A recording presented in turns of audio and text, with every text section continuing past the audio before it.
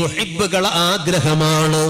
നബി സല്ലല്ലാഹു അലൈഹി വസല്ലം തങ്ങളെ ഹഖ് കൊണ്ട് എല്ലാ പ്രയാസങ്ങളിൽ നിന്നും മോചനം സാധ്യമാക്കണം. അല്ലാഹ് വഹബ്ലി ഫീ മദീനതിഹി ഖറാറാ, അവിടുത്തെ മദീനയിൽ താമസിക്കാനുള്ള ഭാഗ്യം നൽകണം. അല്ലാഹ് ഏതാണ് മദീന?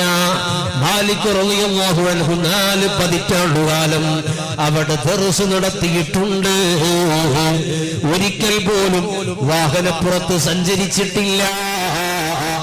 മലമൂത്ര വിസർജനത്തിന് മദീന തെരഞ്ഞെടുത്തിട്ടില്ല. ആ മദീനയിൽ താമസിക്കാനുള്ള നിയോഗമുണ്ടാകണം. പിന്നെ